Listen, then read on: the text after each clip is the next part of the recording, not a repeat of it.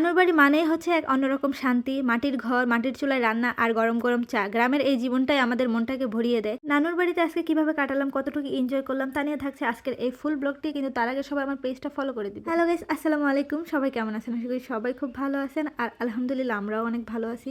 তো আজকে হচ্ছে সকাল সকাল আমরা চলে যেতেছিলাম আমার নানুর বাড়ির উদ্দেশ্যে। আম্মু আমাকে বলে আমি নাকি ছোট থেকে নানুর বাড়িতেই বেশি থাকছি, আর সেই নানুর বাড়িতে এখন বছরের পর বছরও তেমন একটা যাওয়া হয় না। তাই আজকে সবাই মিলে হচ্ছে আমরা নানুর বাড়িতে যাইতেছিলাম। আমি অনেক খুশি ছিলাম। তো এদিক দিয়ে নানুর বাড়িতে আসার সাথে সাথে এই ঠান্ডার মধ্যে নানু হচ্ছে আমাদেরকে গরম গরম চা বানিয়ে দিল। দেন চাটা খাওয়া শেষ করে এখন হচ্ছে সেই ছোট্ট মাটির ঘর, যে মাটির ঘরে এককালে বসে বসে আমি চা খাইতাম, নানু চা বানাইতো। এই মাটির ঘরটা হচ্ছে অনেক বছর আগের একটা মাটির ঘর। এই মাটির ঘরে আমাদের অনেক স্মৃতি জড়িয়ে আছে, কারণ এককালে হচ্ছে এই মাটির ঘরে নানু হচ্ছে রান্না বান্না করতো আর আমরা আশেপাশে বসে থাকতাম, মামাতো ভাই বোনের আড্ডা দিতাম। তো আপুকে বললাম হচ্ছে এই মাটির ঘরে আমাকে কিছু ভিডিও করে দাও। আমাদের নানুর বাড়িতে এই মাটির ঘরটা স্মৃতি হয়ে থাকবে, এটা কখনো ভাঙা হবে না, কারণ এটা হচ্ছে আমাদের শৈশবের মাটির ঘর। আমাদের উমাইরা তো অনেক খুশি, কারণ খোলামেলা জায়গা পাইছে। আর একটা পাখি ধরার খুবই ট্রাই করতেছিল, কিন্তু পাখিটা ধরতে পারতেছিল না। পাখিটা যে উড়াল দেয় অনেক ভয় পেয়ে যায়। এদিক দিয়ে দেখতেছিলাম আমার মামি হচ্ছে মাটির চুলায় রান্না করতেছিল, আর মাটির চুলায় রান্নার স্বাদটা একটু অন্যরকম, মানে অনেক পরিমাণ মজা।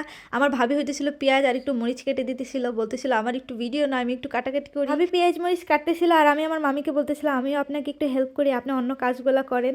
তো এই যে আগুন ধরাইতেছিলাম, এত পরিমাণ ধোয়া লাগতেছিল কি বলবো বলার বাহিরে। দেন হচ্ছে মামি হচ্ছে সবকিছু আর কি উপকরণ দিয়ে দিতেছিল, আর আমি একটু চুলার পরে নাড়াচাড়া করতেছিলাম, আর ওই দিক দিয়ে হচ্ছে আগুন নিভে যেতেছিল বারবার। বাট এগুলো গ্রামের মানুষদের কাছে তেমন কিছুই না, কোনো ব্যাপারই না। এদিক দিয়ে নানু হচ্ছে বারবার ডাকতেছিল খাবার খাওয়ার জন্য। আয়সা দেখি নানু খিচুড়ি সিস্টেম বিরিয়ানি রান্না করছে, এত পরিমাণ মজা হয়েছিল, নানুর হাতের রান্না এত মজা। দেন হয়তো খাইতে খাইতে এক পর্যায়ে দেখি এলাচ একটা আমার সামনে, এটা তো দেখলে আমি খুবই ভয় পাই। তো খাওয়া দাওয়া শেষ করে আমরা আবার হচ্ছে চুলার পাড়ে চলে আসি, মানে প্রচুর পরিমাণ ঠান্ডা ছিল। আর উমাইরা এখানে আয়সা এত পরিমাণ দুষ্টামি করতেছিল কি বলবো বলার বাহিরে, মানে প্রচুর পরিমাণ দুষ্টামি করতেছিল, নোংরা হাতাইতেছিল। দেন হচ্ছে আপু ওরে বলতেছিল যে তোমার এই রিপা ফুপি মারছে।